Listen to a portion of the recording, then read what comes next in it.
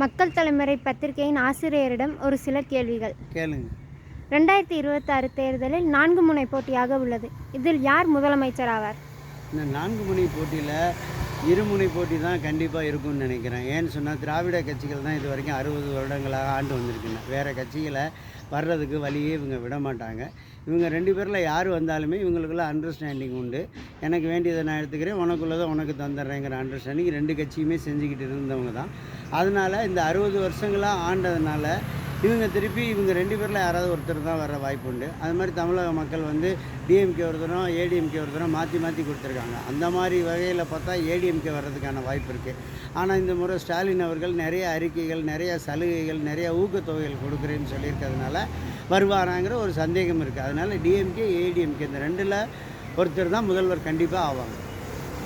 Sir, இப்போ விஜய் சீமான் இருவர் இருக்காங்க. இவங்க இருவரில் யாராவது முதலமைச்சர் ஆகலாமா? விஜய் சீமான் நம்ம பார்த்தோன்னு சொன்னால், சீமான் என்ன சொல்லியிருக்காருன்னா, நான் யாரோடையும் கூட்டணியே போக மாட்டேன், தனியாக நின்று தான் வருவேன் அப்படின்னு சொல்கிறார். ஆனால் அவரே சொல்லியிருக்காரு, எனக்கு 15-20 வருஷம் ஆனாலும் பரவாயில்ல, நான் தனியாக நின்று தான் முதல்வர் ஆவேன்னு சொல்லியிருக்காரு. அப்படி இருக்கிற பட்சத்தில் அவர் இப்போதைக்கு அதே மாதிரி முதல்வர் ஆகிற அளவுக்கு கெப்பாசிட்டியான ஓட்டை வாங்குவாரான்னு தெரில. ஆனால் ஓட்டு சதவீதம் அவர் முந்தி இருந்ததை விட இந்த வாட்டி கூடுன்னு எதிர்பார்க்கப்படுகிறது. விஜய் எம்ஜிஆர் 10-15 வருஷம் போராடி சினி ஃபீல்ட்லேருந்து அவர் சாதனையை புரிஞ்சார். அதே மாதிரி விஜயகாந்த் ரமணாங்கிற ஒரு படத்தை பேஸாக வச்சு அவருமே 40 சீட்டுக்கு 27 சீட்டு ஜெயித்தார். ஆனால் அவர் தனியாக நிற்கலை இது வரைக்கும். ஆனால் விஜய் அவர்கள் இப்போ 2 வருஷம்தான் ஆகுது. இவருக்கும் ஒரு படம் சர்க்கார்னு ஒரு படம் பெரிய மாபெரும் மாற்றத்தை தமிழ்நாட்டில் கொடுத்துச்சு. இவர் அதை வச்சு அரசியலுக்கு வந்தால் நம்ம கண்டிப்பாக வெற்றி பெறுவோங்கிற நம்பிக்கை இவருக்கும் இருக்குது. ஆனால் இவர் வரக்கூடிய 2-3 வருஷத்தில் தனிச்சு நின்று இவர் கண்டிப்பாக வெற்றி பெற முடியாது, முதல்வர் ஆக முடியாது. இவருமே ஒருத்தரோட கூட்டணி போய் 40 சீட்டு வாங்கியிருந்தால் கூட 35-38 சீட்டு ஜெயிச்சிருப்பார். ஆனால் அவர் அந்த வேலையை தவற விட்டுட்டார். தனியாக நின்று அவரோட திறமையை பார்க்கணுன்னு நினச்சிருக்காரு.